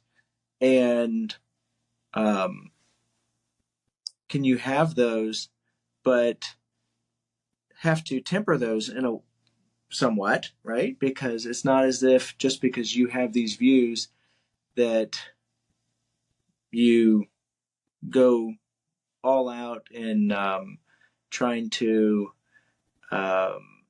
It doesn't mean that you don't also see other people's point of views. It also doesn't mean that just because you have these views that you then stifle others' views, right? Mm-hmm. So I know it seems like there's kind of, in me rereading it, it seems like, okay, so we go here and then we come back, and then we go here and then we come back a Yeah. little bit, right? Yeah. Yeah. But you know, if you think about social work practice in general, right? Yeah. And you look at through the Code of Ethics, you look at through the EPOS from the Council on Social Work Education, that also kind of has that pattern, right? Yeah. Where we have our own views, and self-awareness is greatly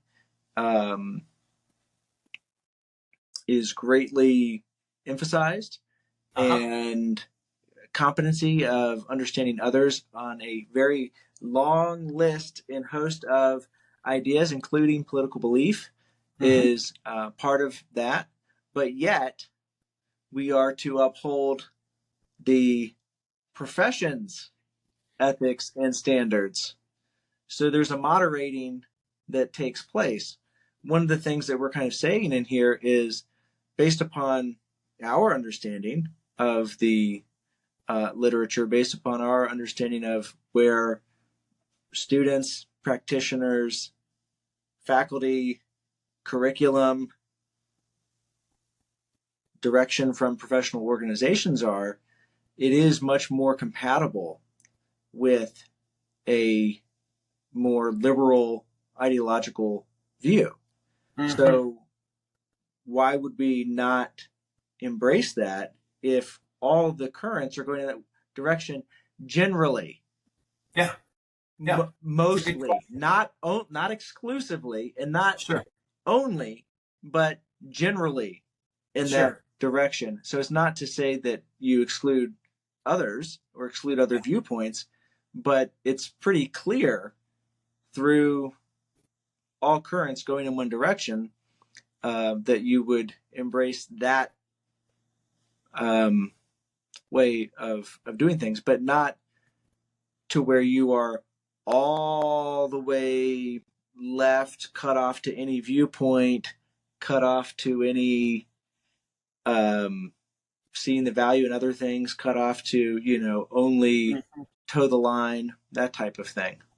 Yeah. But it does feel like when you say, you say educators must also ensure that academic freedom is not merely an ideal, but a practice within departments and institutions which will enable professors to maintain fidelity to their own guiding principles. I feel when I read this paper that you are advocating for academic freedom so long as it is progressive. So you're very clear that threats are from the right. You say that specifically. Existential threats are coming from the right. So that, if we go along with that, you say prepare to have pedagogy and curriculum criticized. The threat comes from the political right. And then, so you're very concerned about critical race theory, and so so believe me, so are we. But I don't know that I see that balance that you're saying that you have, because we come to an example where a student who can't come around should not graduate with a degree in social work. You imply that, you say that, I can read the exact quote, but, the profession and the social work academy must determine when the formal educational process is ended and the gatekeeping responsibility begins. And that feels like you either get with the progressive program, or you need to get out. And I'm not sure, maybe you didn't mean that, but that's how I read it. There's always a written into the curriculum is within the accreditation standards and other things, there is a process where I think in the past they used the term gatekeeping, and they're not as savvy to want to use that anymore. but there's a process where, is it merely that people can, do well on tests and grades and things like this, but, Exactly. There's usually an interview.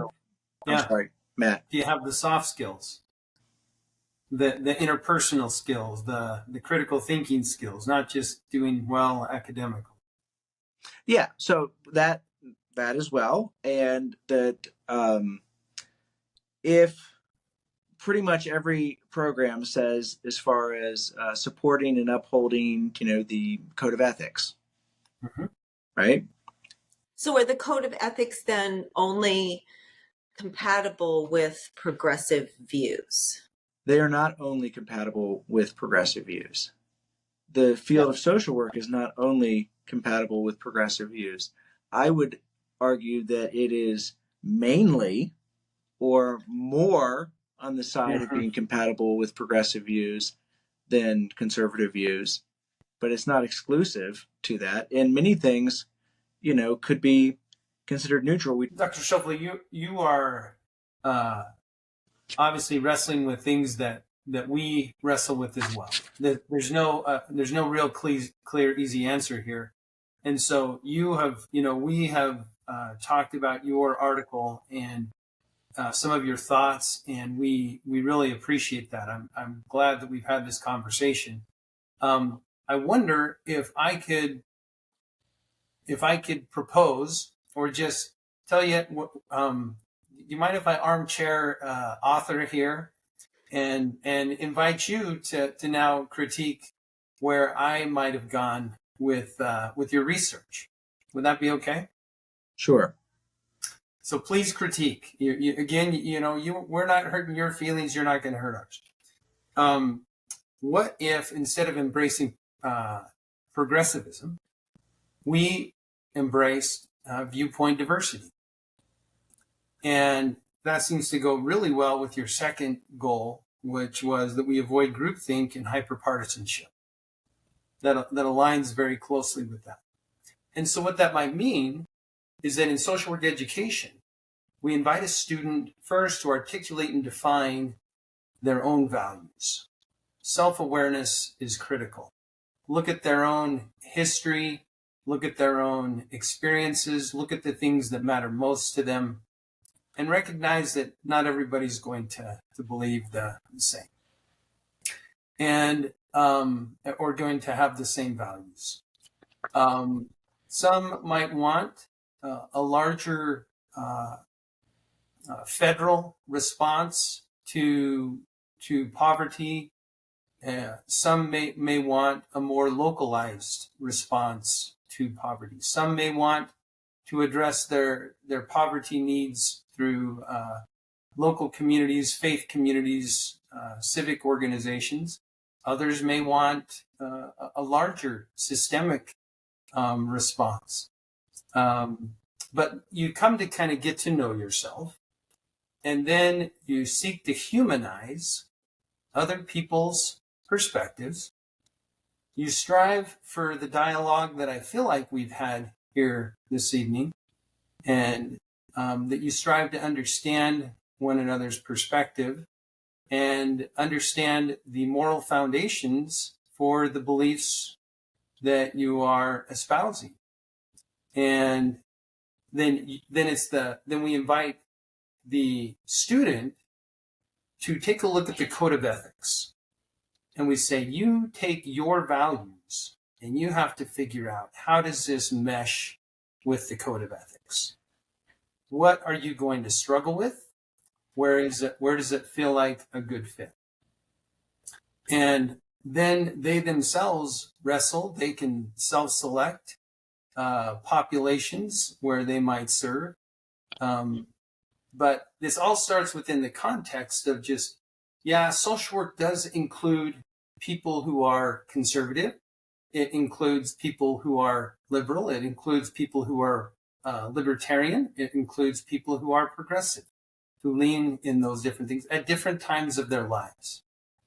And if we seek to humanize, we dialogue across differences, and we stand for ethical principles, we integrate those things into ethical principles, then social work doesn't necessarily have to be ideological as much as it is principled. And social work values can align with conservatism as well as in different ways than they may align with progressivism.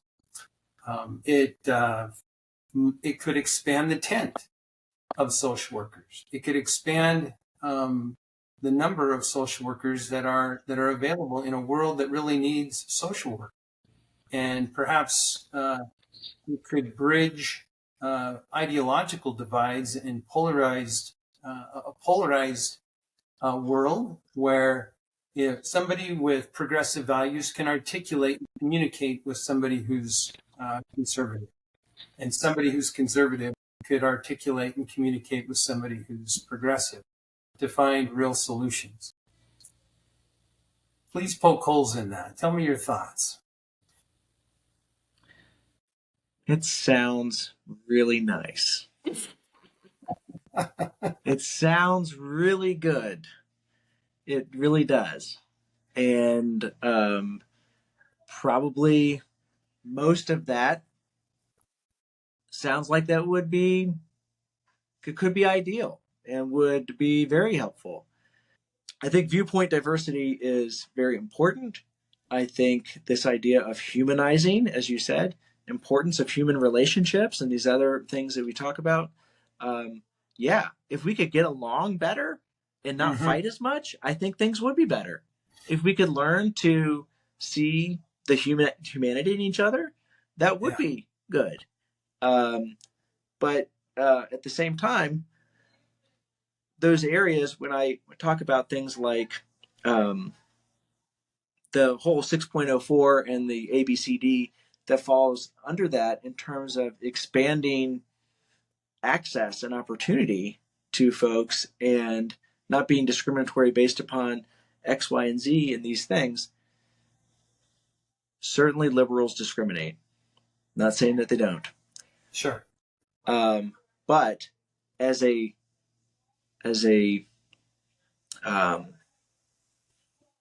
in certain values, not that other people don't have certain values, but certain values are played up more by certain folks than others. I don't see a lot of conservative platforms or others saying like, let's try to address discrimination. Let's try to, have more opportunities, or, some of the things that we're seeing there. The way it fleshes it out is it tends to be not exclusive to, but primarily in the domain of a more liberal perspective. And this is something the Code of Ethics is saying that you have to do. Mm-hmm. Well, and I would say that it does happen. It just happens in different ways. That if you look at conservatism currently, I mean, it's evolved over time. Group identity versus individual identity. Group rights versus individual rights. Group responsibilities versus individual responsibilities. Where things are at today with, an emphasis on, checking our privilege and checking all the boxes that we do with regards to privilege and those kinds of things. There is a real strong emphasis on groups rather than individual, where did we lose? Oh, okay, we got it. There's just an emphasis on group rather than individual right. And individual rights and responsibilities is currently in today's climate a conservative position. Taking things out of context, I think where I would agree with you is that when you take something and move it out of its lane, there's no lane for race. There's no way that can you think of anything where race is relevant? There's no lane for it. And so that's been called out. And so and what I'm saying is that's why racism is so deplorable, is because it's so obvious that what racializing anything, where does that make sense? It just doesn't make sense. It doesn't make sense in a pluralistic society. So my point is just saying that conservatives do appeal to the code of ethics in a way that is different than liberals or progressive people, but there's room to address it. There's room for both. In the individual versus group, right? We have something called person and environment, and Exactly. community, and this idea of both. In looking at poverty in particular, that's my main area of focus, and looking at lots of pretty much everything that's I shouldn't say everything, because let's not seem self-righteous. I should say everything. No, that's all right. I've read a lot of things Sure. around 150-year span of time that's been written about poverty in major studies, and of course all the seminal works, but looking at this, and there's this, if you want an opinion, if you want a perspective, you can find someone that's going to support your perspective. Exactly. But when you start to do kind of like a meta looking at things, then you start to, maybe see a bigger picture. And the vast majority of poverty in the United States is more structural in nature than individual in nature, in terms of like the economy, political factors, other things, where the locus of control for most, not all, but for most of the poverty is beyond the control of the individual, right? Is beyond the control of the individual. But is there individual factors? Yeah. Do individual things, or they're a part of that. Now, most of the American population generally believes that poverty is primarily an individual domain. And they very much see it through a moral lens, and see that if you're poor, then that is speaking to your work ethic, or that you must be addicted, or that you're immoral in some way, or all these other types of things. And if we base our social welfare policies on a more individualistic viewpoint, which, as you said, in modern era, that is a conservative viewpoint, is to be more individualized in that viewpoint, then it will be of some benefit, but it's not really going to address things, as opposed to a more structural. If the source of the issue is more structural in nature, then you need more structural solutions. And that's going to reduce it by much more. That is much more of a liberal perspective on it, but it's also where the data says as well, where you would see a difference. So, our friend Bill Clinton, neo-liberal president, who has the welfare reform in 1996 and everything, and that was very much off of an individual focus. Personal responsibility and Work Opportunity Reconciliation Act, heavy dose of personal responsibility, not a whole lot on the work opportunity side of things. And this is where we cut the programs, where we have work requirements, where you have time limits and all of these things. And it cut welfare by more than half of the welfare rolls. Did it address poverty? Well, not at all. It did not affect the poverty rate. Now it's just people were still poor, and now they're without benefits. So are you saying that what Clinton did perpetuated poverty rather than addressed it, or Yeah, and I know this is where this is a yes. He just critiqued no, I don't want to corner you at all. That's not that's not my intent. I critique. This is more principled than personal. No. I'm an equal opportunity critiquer. I really am, of whether it's a Democratic or Republican or whatever president. Yeah, no, that was a very neoliberal, and it was very much because that policy was based upon an individualized view of Right. poverty that is applicable. It's not To that it some has no degree. value, but it has much less value and much less weight than if it was more structurally based in terms of what the plan would be. So the Gotcha. poverty alleviation of it was next to Yeah. it I was think abysmal.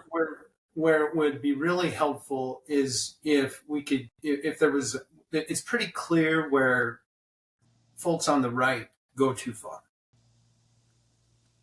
It isn't quite so clear where the left, the progressive, goes too far.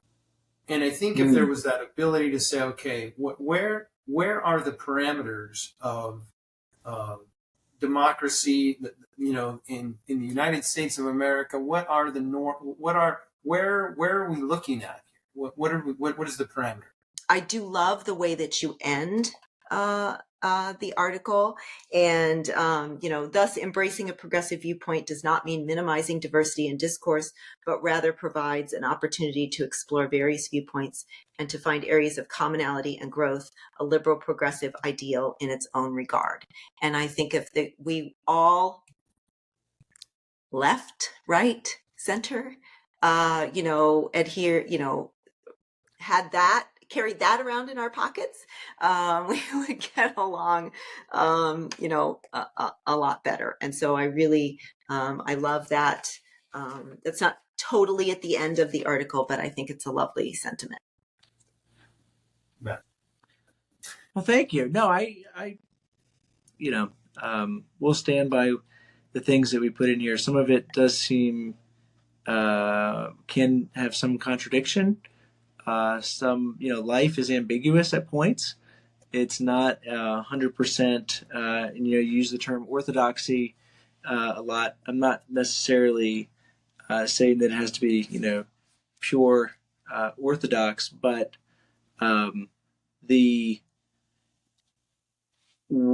what we as a group of writers and what we were looking at is saying that it appears as though social work is housed more in the left when we look historic. Not every era and every time, and it's not to say that it's exclusively or only in that area, but that a lot of the threats, and as you mentioned, the threats that we brought up were from the right. We weren't bringing up. We don't have a counterbalance in the article and say, and here's some threats from the left.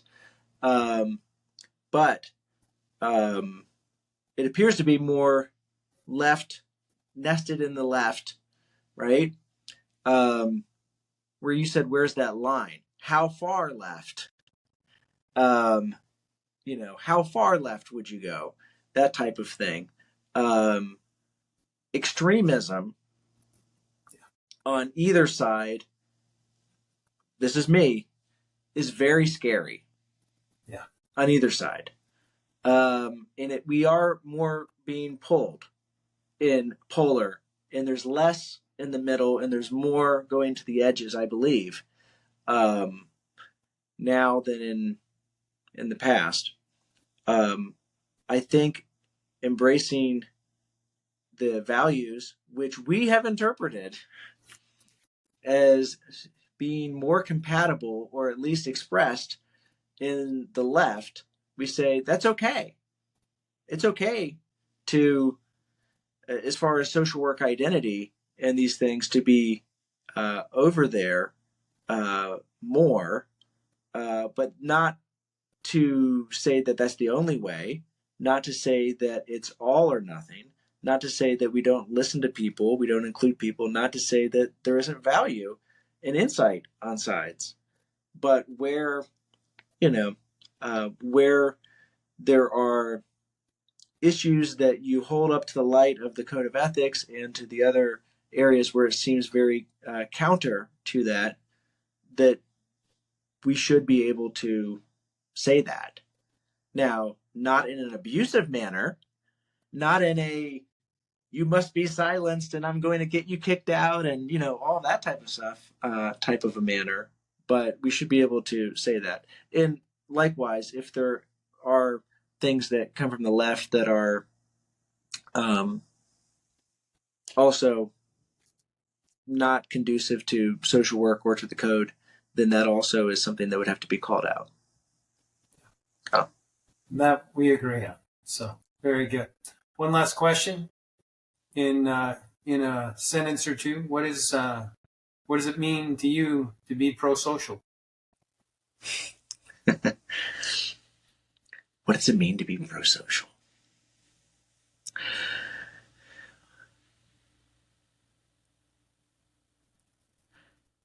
To to deeply care about others, being a pro-social worker, if you're saying pro-social in that regard, to help meet the basic needs of all people with particular attention. That first line of the code, how to best do that. How to best do that from an academic side, we're focused on research, we're focused on evidence, we're focused on actually trying to pursue truth in some way or accuracy in some way to best serve those who have needs, which is everyone, to best serve everyone. And so being open to that is pro-social. We talked about education, and I'd be remiss if we look at the word education. And if you look at the Latin behind education, within it, the meaning of education is death. It talks about death. Dying to our presuppositions and our ideas and growing and having growth in life. So death and life is found if you analyze the word education. And I think that we'd all be beneficiaries if we were able to be teachable and learn and grow. Well, thank you. Thank you for your research, for your article, and thank you for contributing that. Thank you for coming tonight and talking with us and sharing your perspectives.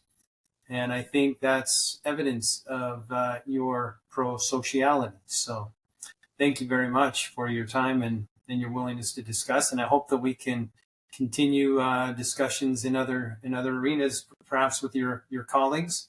Your encouragement, I did buy the book. So oh wow, okay.